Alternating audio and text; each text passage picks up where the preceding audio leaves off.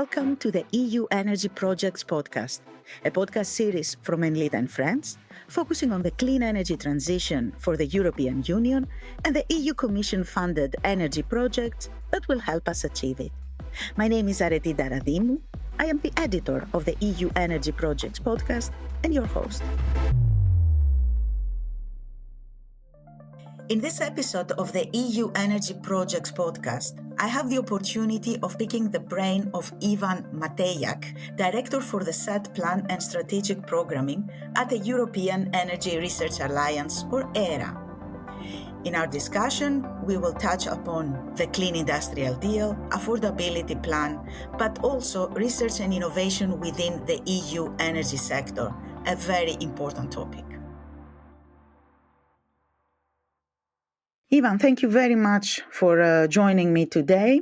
And I would like to start immediately by asking you, could you please explain in a nutshell, what is the main focus of EERA, the European Energy Research Alliance? Good morning, Areti, and good morning to Enlit community. And thank you very much for having me this morning to talk about many interesting aspects related to the low-carbon energy sector. So the European Energy Research Alliance is the largest energy research community comprising more than 250 university and research centers across Europe. And we actually have also a Canada member recently. We have been established in 2008, and what we do, we try to catalyze European energy research to achieve a climate-neutral society by 2050, but also intermediate goals set down by the Commission of 2030-2040. We are a formal research pillar of the SET Plan, which stands for the Strategic Energy Technology Plan, the normative framework that lays down the provisions how to reach those goals technology-wise. And to do that, EERA is structured in 18 joint programs, to be considered as departments that cover a comprehensive range of all low-carbon technologies and systemic topics. So, for example, we have joint programs on technologies themselves, such as photovoltaics, wind, geothermal. We have then systemic joint programs that tackle systemic issues of the clean energy transition, such as smart grids, smart cities, also social science, humanities. And finally, we have joint programs dealing with materials such as nuclear materials and advanced materials. So in a nutshell, this is what we do. We catalyze European research to achieve the goals of 2050. So I would say that you would be the best person right now to give us an overview of the European energy sector today and how the Clean Industrial Deal and Affordability Plan fit into the EU's broader industrial strategy. Yes, thank you very much for this question, which is quite complex in its nature because it covers many things that have just recently published. And in regards to the energy sector, that as you know, it's undergoing a transformative shift driven by many goals, such as the climate goals. Then we have geopolitical challenges, and of course, the rapid advancement of the technologies themselves. To consider the energy sector today, we need to start from the main point why EERA exists and why we do what we do today, and this is the climate urgency. Now we are rapidly approaching the 1.5 degree limits at the Paris Agreement, of course, and we know that the current efforts are not sufficient to keep global warming in the check.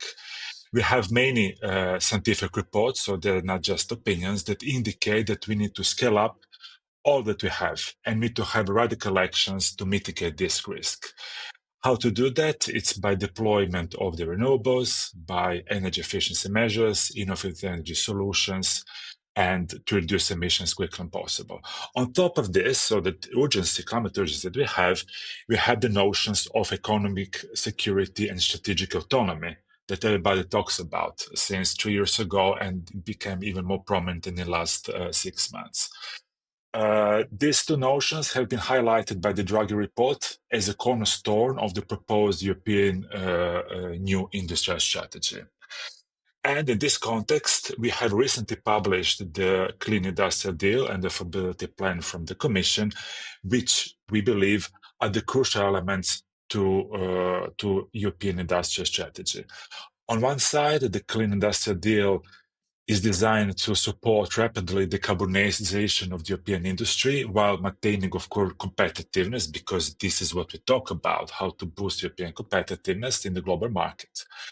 It focuses on one side on the scaling up clean technology manufacturing, assuring access to critical raw materials, and reinforce industrial resilience against the global supply chain disruptions, which afraid we are going to see also in the near future. On another side, just for affordability plan to keep it on my mind, the affordability plan complements what I just said by ensuring the cost-effective energy supply, modernizing energy grids, reforming the energy market, and decoupling energy prices, and so on and so forth. All of this will cost a bunch of money. The prospect is to invest 100 billion euros, which still don't know where this is going to come from. However, collectively, these initiatives somehow underline the European commitment to integrate R&D and to boost European competitiveness and to restore energy independence of the continent. Ivan, you raised a few topics, a few issues here. One is where the money will come from. The second is the two plans, the deal and the plan, actually, the Clean Industrial Deal and the Action Plan for Affordable Energy.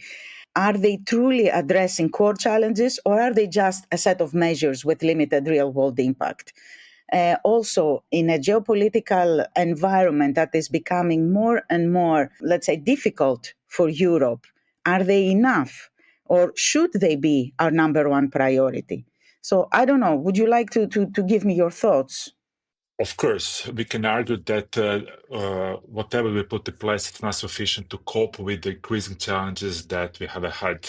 The energy challenges, I said, climate and final geopolitical. And the last one, it's somehow defining whatever we are doing today. You know, it's sufficient to open newspapers every day or listen to the radio, and you will see how maybe this 100 billion euros that the Commission has proposed is not sufficient.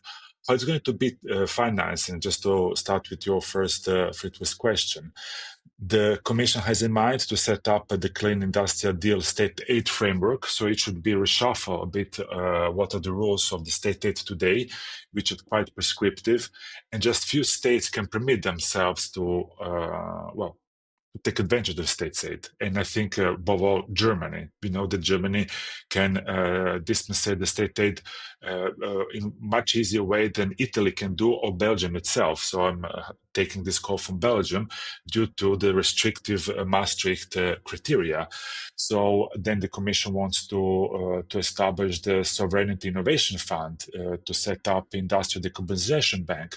So all this, let's say, provisions that can help, but there are big challenges. It will take long to establish those. Let's just not forget that the energy policies are still under the national monopole somehow. So all this that we are talking about should be somehow adopted by the member states one way or another, and should agree to put plenty of money on plate to address this thing. Let's think also about the fact that this Clean Industrial Deal now has to challenge also the rearm policy of the European Union that said it needs 800 billion, to rearm Europe for the future purposes. So I don't know where this money will come from. And we should be sufficiently, let's say, pragmatic, and European and the member states, European Commission should be also flexible to be able to address the challenges that still are to come. So to answer your questions, yes, this is a good basis to do that, but still we need to understand how this is going to roll out. Did you know that Enlit has another podcast? The Energy Transitions podcast is a broad-ranging, bi-weekly podcast about the people accelerating the energy transition in Europe and beyond. You can find it on Spotify, Apple, or wherever you enjoy your podcasts. Ivan, you mentioned ReArm, of course, which in my opinion could also look at the energy sector because you can't really arm Europe if, for example, you don't have the energy to do it. But also the 100 billion investment in clean manufacturing that the Clean Industrial Deal brings, will industries truly see tangible benefits from that, in your opinion, or will red tape slow progress? Will it take forever? Bureaucracy will pick it up and we will not see any, let's say, benefits until it's perhaps late? Let's stay. I think that of the word today, we need to also to stay a bit positive and to take this initiative of the European Commission as a really radical shift of its policies. Of course, the adoption of the provisions of the Clean Industrial Deal and the Stability Plan will depend very much about readiness of the main stakeholders to take it, to take all that is there as a proper engagement to face the challenges. You mentioned research and innovation, and I was thinking that low carbon research and innovation is considered central to Europe's future competitiveness. However, when we have, for example, the United States going for a dogma of, as President Trump said it in his inauguration speech at the Congress, drill, baby, drill. Why are we only looking at low carbon research and innovation, and how will that affect us? Well, I started my intervention saying that the first challenge that we have to face and we have to be aware of, and then nobody speaks about, it's a climate challenge. 1.5 degree, it's not just an opinion, it's something that will affect lives of all of us, specifically on the, let's say, geographically limited continent as it's Europe. So I don't think that we can afford, expanding any kind of drills of any kind of investment in the fossil fuels that will not affect immediately the European citizens.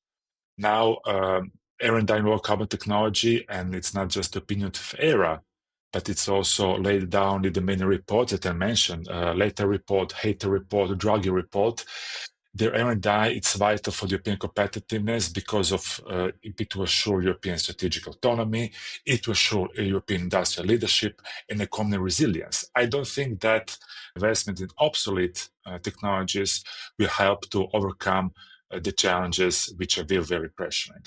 Now, we need to also be aware, as you say, that European Union does not invest so much in the R&I.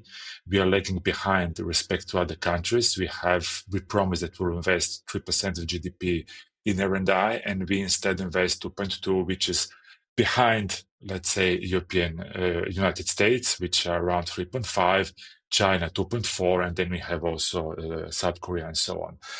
Nonetheless, investing in R&I will help us to boost European economic security, will help us to face higher energy prices. This is another topic. We're not competitive because we have a higher energy prices. Just think that China has generally the lowest manufacturing cost for energy technologies and materials, which compared to European Union, it has advantage of 45%. And then we need to invest in R&I in low carbon technologies because European Energy Agency estimates that 35% of the required CO2 reductions will depend on technologies that don't exist. So this is why we need to invest in the low carbon technologies, and there is not an alternative. And let's just be clear about it. European Union cannot shift its priority because there is a guy sitting in the White House shifting its own nation priorities at proper will. We need to be consistent with our policy and with the promises that we have given to European citizens, to European industry, and also to the entire world. Ivan, one could argue that the person that sits at the White House has a lot to say about the energy sector in Europe and worldwide in general. And there are many in Europe that are saying that because of President Trump's actions, Europe has been forced to follow Draghi's suggestions, according to the Draghi paper. Would you agree to that? And would you say that reforms or policy shifts are needed to also defragment the EU's R&I landscape and create a more cohesive innovation ecosystem? Of course. So Draghi report, just for clarity, was issued before Trump took over his second mandate. And Draghi was very clear about, he already stated that we have big challenges in front of us and we need to change radically or otherwise the Europe will perish. So what he proposes there is that we need to invest around 800 billion per year to the competitiveness, which will amount to around 4.5, 4.7 of the GDP. With the energy transition, is the largest investment category. Now, on top of it, just to mention for complement that what Draghi said is a hater report on, because we're talking about R&I, so a hater report on the next framework program, that he sees increase of 220 billion of the budget. So to address all the challenges. What we need to do here, of course, so we said that we need to scale up these funding mechanisms, one as a policy shifts, so that we are able to focus on entire spectrum research, development, innovation across all technology readiness levels, so-called 3Rs. We need to also take care of that one. Then we need to reduce bureaucracy as one of the policy shifts, which I think it's very, very, very important. And perhaps we should also focus on the high impact areas by directing funding towards the key technologies where still we have some competitive advantage, but this is eventually a topic on itself. I would like to ask you on public-private collaboration, because this cannot only be the EU Commission and some associations or some platforms that work with the Commission. A role needs to be played also by private companies. So what role would you say public-private collaboration play in scaling up R&I funding and bridging the gap between research and commercial deployment? So the public-private collaboration until now in Europe proved to be good and one of the best lessons learned so far, but again, with plenty of space for the improvement. The PPPs are essential for funding of the clean energy R&I, particularly in scaling up all the pre-commercial technologies, because the public funding is not so sufficient. But to make this happen, the governments and the European Commission should offer proper de-risking mechanisms, such as guarantees, grants, and some blended financing to attract private investments. Now, what we have at European Energy Research Alliance working on, it's something that would boost the creation and establishment of so-called innovation hubs and clusters in Europe that should focus on the low carbon technologies that can foster an environment of collaboration between research institutions, industry, and governments, and so on. And these hub and clusters should act as European technology valleys, something as a Silicon Valleys at that time. And that should really help for the market uptake and scale up, and to directly support the goals of European Green Deal, but also the Industrial Deal and so on and so forth. What also we consider, and when you look at the PPPs and you will look in the financing of the technology solutions, it's lack of the venture capital in Europe. We don't have in European Commission this similar mindset of risk-taking. So the venture capital for the breakthrough innovations are just at the beginning of the European Commission. So we need in the European Union. So we need to find a way how to front what we call the valley of death, so the gap between early stage innovation and market entry.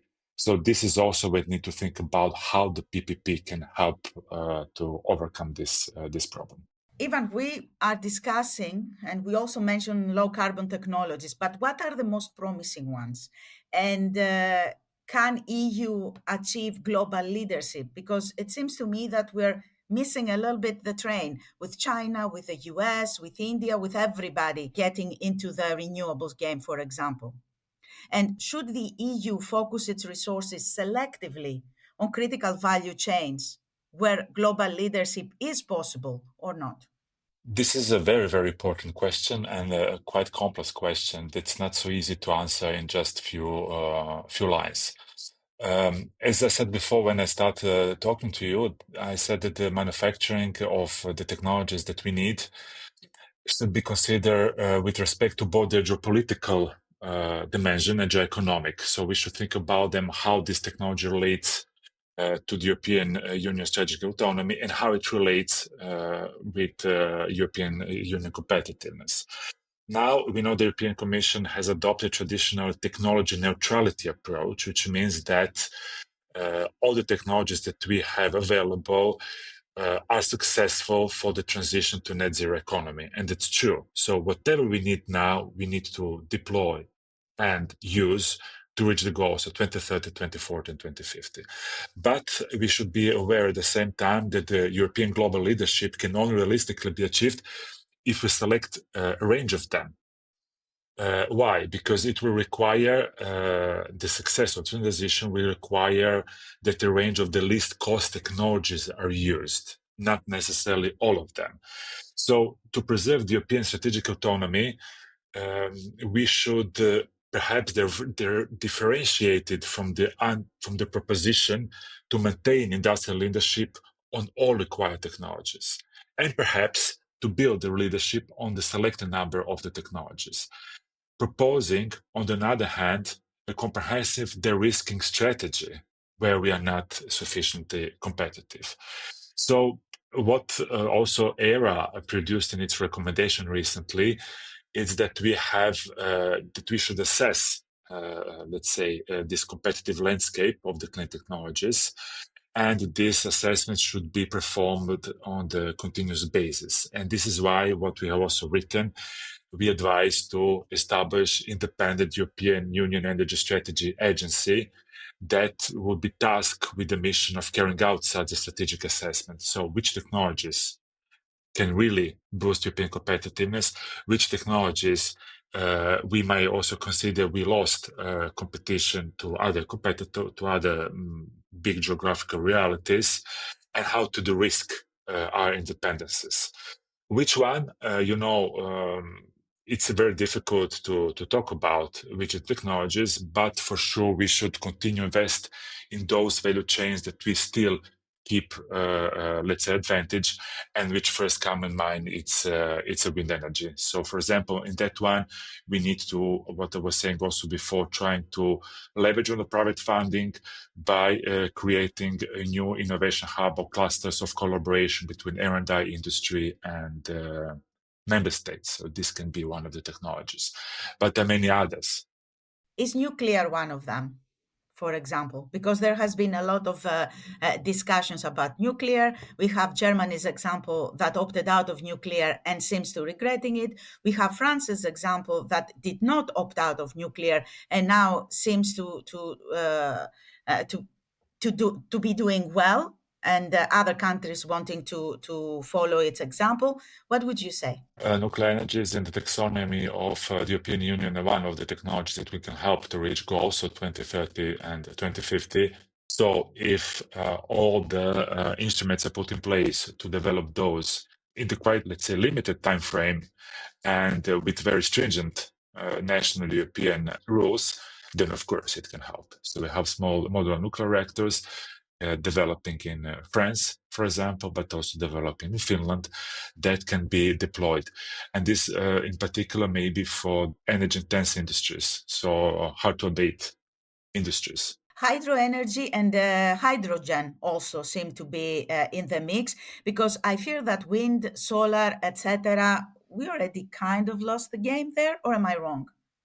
Well, now depends. When talking about losing games, it's very difficult, because if we had a competitive advantage in the PV 20 years ago, we don't have it anymore. It doesn't mean that we shouldn't still, at least invest in the part of the value chain that can help us again to reach the goals of 2050. So not to disregard completely. On the wind, we didn't lose it at all. We still have a competitive advantage.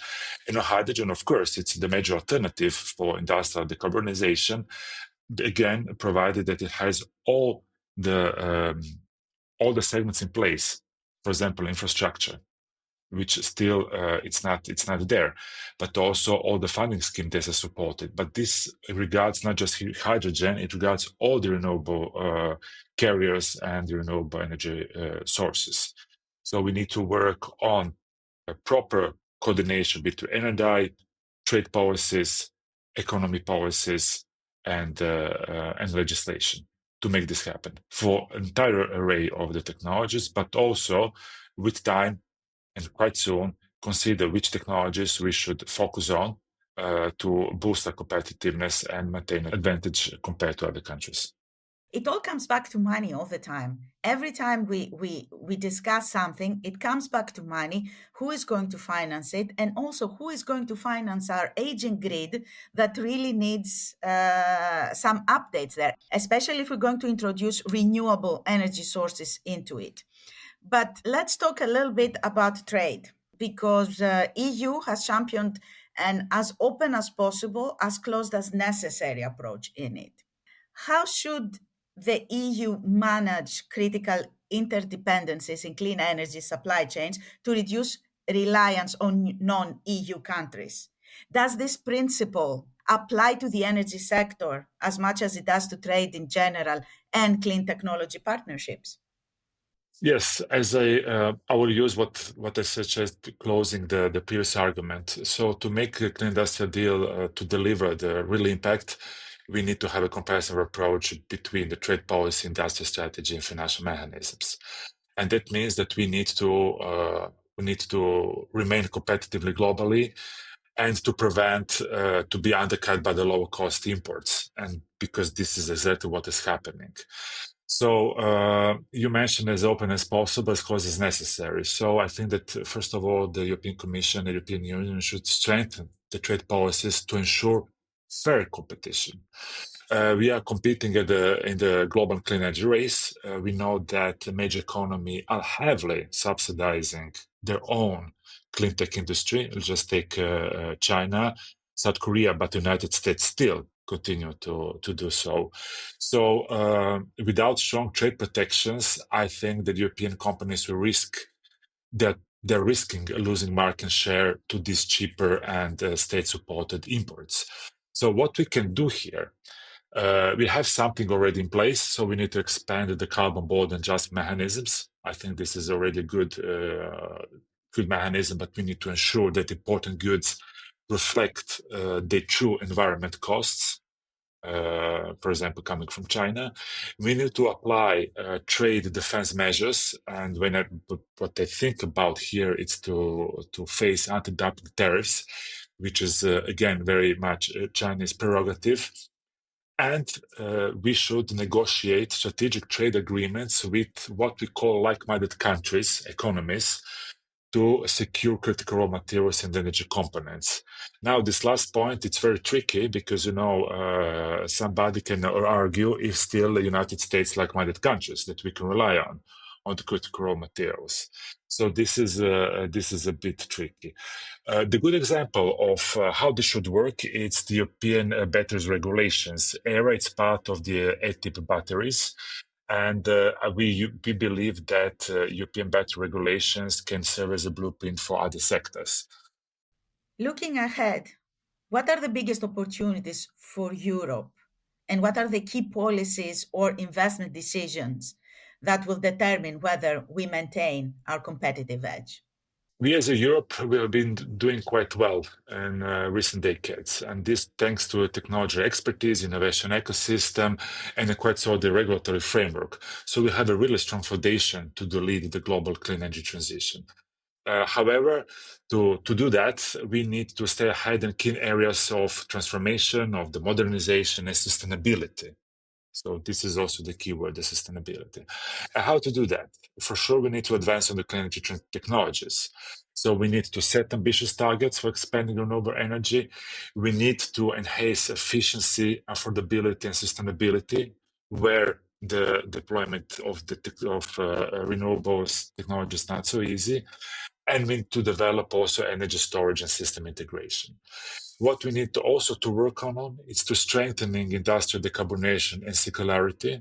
And as I was mentioning before, here is a hard to abate industry, and to scale up efficiency, emission reduction, and work on the sustainability material cycles. We need, and this is something really new, expand digitalization in terms of NI benefits to what we do. So on for NI, but also of the deployment. So I think that we are really in a good position, and these are the opportunities that we really can work on. And how do we ensure, because this is in the end, this is one of the important things that European citizens care about. How do we ensure that the clean industrial deal and the affordability plan translate into tangible benefits for European businesses, workers, and consumers? Well, as coming again from research and innovation, we need to strengthen R&I and industrial scale up by increasing, of course, funding at the lower tier levels, but also for the market uptake. We need to support good schemes that already exist. We can think of the important project of the Common European Interest as PCIs. We need to expand clean energy infrastructure and market integration, renewable energy solutions, the cross-border infrastructure. We need to also make easier the energy market regulations. I think that we should also work on the trade policy and supply chain security. I just said before, just to make sure that we'll not again become dependent from other countries. So I think just to conclude, we need to align energy industry and other policies. We need to provide financial support and regulatory clarity, and we need to strengthen market protection to keep industry competitive and work on de-risking measures where we are not so anymore strong. Perfect. Ivan, thank you very much. I have a lot of questions still to ask you, but unfortunately, our time is up. Perhaps we can pick this up at another point. Thank you so much for this very interesting conversation. Thank you, Areti. Thank you for the community. I think when we're going to meet in Bilbao for the Enlit annual event in November later this year, that we will have, in one way or another, a new argument to tackle. So maybe there we can reconvene together and reflect what has happened from today up to that date. Thank you very much. You've been listening to the EU Energy Projects podcast, a podcast brought to you by Enlit and Friends. You can find us on Spotify, Apple, and the Enlit World website. Just hit subscribe, and you can access our other episodes too. I'm Areti Ntaradimou. Thank you for joining us.